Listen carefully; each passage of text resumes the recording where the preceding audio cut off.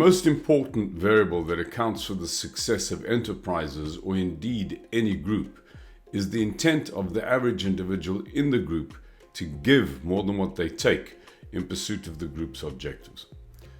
This quality one can refer to as the intent to make a discretionary contribution to the objectives of the group, one that they would not be remunerated for. We have a metaphor that helps us to understand this, which we refer to as this three bakers analogy. Assume that you have three bakers who collaborate for a whole month to bake a cake. At the end of the month, each baker takes a slice home, and then there's a slice left over. That slice that would be left over would be called a surplus or a profit, and that would actually indicate the relative success of the enterprise. That slice exists because in the total cake that was baked was bigger than what each individual baker took home. This suggests that collectively these people gave more than what they took. It is the degree to which the individual in an enterprise gives more than what they take, is willing to make a discretionary contribution in pursuit of the aims and objectives of the enterprise, is the degree to which the enterprise succeeds. The degree to which the average individual is there to get as much as they can for giving as little as possible, conversely, is the degree to which the group will fail. In my experience, there are three variables that account for this possibility of people being there to make a discretionary contribution to the organization's objectives. These three variables are the cultural context within which the organization is operating. The second is the intent of the enterprise, and the third is really how well the organization is led. In my experience, these three variables are actually in ascending importance. So if we look at the first one, the cultural context, I'd like to offer two examples that, if you like, demonstrate the case, and that's the case of Sweden and of Japan. I mean, in the first example of Sweden, it's quite an extraordinary phenomenon that despite the fact that there are only 10 million people in Sweden, the Swedes have made an extraordinary contribution to the world. This is apparent in the number of really famous Swedish brands, and to name but a few, examples like Volvo, Saab, Spotify, Ericsson, H&M, Alfa Laval, Scania, Sandvik, IKEA, and so on. I think the reason why the Swedes have such an incredible track record of successful enterprises has to do with the Swedish culture of collaboration. The competitive behavior that would be completely normal in a South African environment would not at all be acceptable in Sweden. There's a far greater requirement for consensus in Swedish organizations than what there would be in South African organizations. This requirement for consensus really limits the potentially destructive egocentric effects of openly competitive behavior. This suggests that if one wanted to account for the possibility of the individual being there to contribute, one must include the possibility that the cultural context that the person comes from has an influence. Japan is another example of the culture of people having a profound effect on the intent whereby they deal with their day-to-day work lives. It is not a strange thing at all to see Japanese people bowing in honor of their place of work. Janitors on trains do that. I've seen ground crew do that to aircraft. It's noteworthy, for example, that there are no janitorial staff in Japanese schools. The kids clean the schools themselves. This suggests that Japanese people are socialized in such a way that it is axiomatically apparent to the average adult that they're there to contribute to the community. The idea that they're there to contribute rather than get is not at all a strange notion to them. The second reason whereby people will go the extra mile is something that I like to refer to as the benevolent intent of the organization. And what is meant by this is that the purpose of the organization is noble enough to solicit discretionary behavior. If, for example, you worked for a pharmaceutical company that produced the silver bullet for tuberculosis, and you were told that you had to work very hard because you would make shareholders shamefully rich, you'd probably be less engaged than what you would be if you were told that if you worked very hard, you would save millions of lives throughout the world.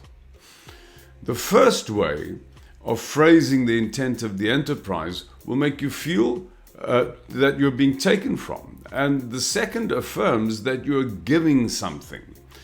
If we say that groups succeed based on the degree to which the individual in the group is willing to make a discretionary contribution, then it must be said that nobody will go the extra mile for a shareholder.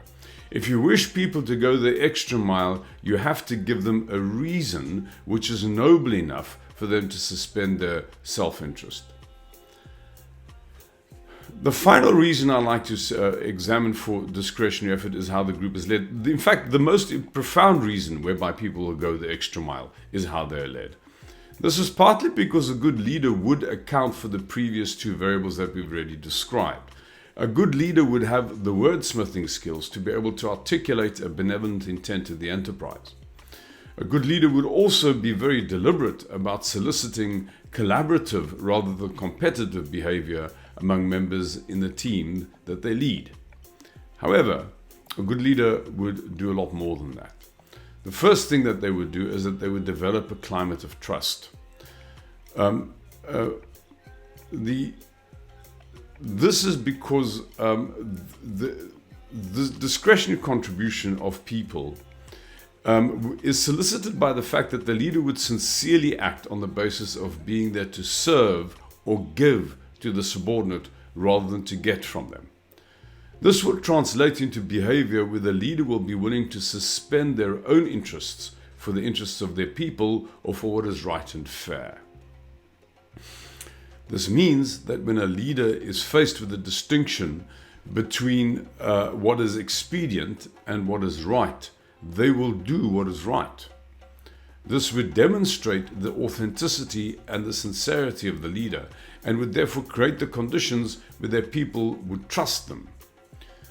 This quality of the leader can be summed up as demonstrating a sincere care for those reporting to them.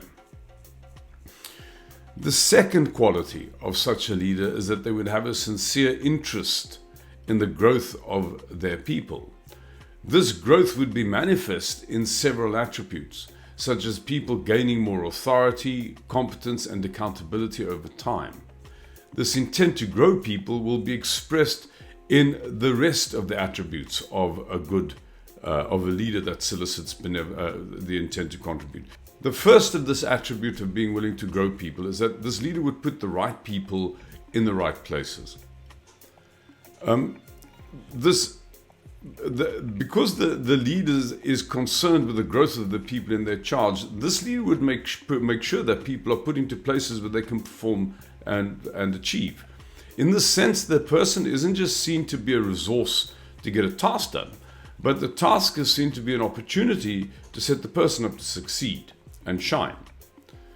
The second thing that this leader would do is that the leader would give them the right tools. In the process of growing or empowering their people, the leader will also ensure that they have the tools to do what's required of them. And this suggests that the leader is not solely concerned with achieving a result, but sees it as their responsibility to equip their people adequately. Thirdly, the leader will remove any roadblocks. You know, in modern organizations, authority is very often very diffuse and is distributed in such a way that people experience a lot of bureaucratic constraints in trying to execute their day-to-day jobs. A leader who is there to care for and grow their subordinates will understand that one of their key deliverables is to remove the constraints that inhibit their people's performance. Fourthly, the leader would offer opportunities for growth and create a climate where people can develop their competence. In the process of growing their people, leaders who are sincerely there for them will solicit their contribution partly because the work that people do enables a sense of learning in their day-to-day work experience. Doing the job isn't just about getting the job done. It is also about learning and about improving. A care and growth leader will also make sure that the people that work for them have the autonomy to do what is required of them, so that they will be able to be accountable for whole pieces of work. That experience of being accountable for a whole piece of work, people find inherently fulfilling. It contributes very much to the sense of willingness to make a discretionary contribution. All of these things round up into the sixth quality of a leader who grows people, and that is that this person will deal with accountability in such a way that people are rewarded rather fairly and recognized fairly for the contributions that they make. And conversely, they're also disciplined appropriately for their performance. If their performance is below standard or is somehow lacking for reasons that are within their own control. So to summarize, there are three variables that I think account for this possibility of people making a discretionary contribution to the organization or to the organization's objectives. The one is the cultural context that the organization is operating in. The second is whether or not the intent of the enterprise is benign enough to ask people to go the extra mile. And thirdly, the quality of the leadership. And of these three variables, the quality of the leader is by far the most important. People go the extra mile for people. The key to the boss that people go the extra mile for is that boss is genuinely there for the people in their charge, is therefore fundamentally trustworthy to represent the interests of those who are led. And secondly, the boss gives them an opportunity to grow. Care and growth. Thank you very much.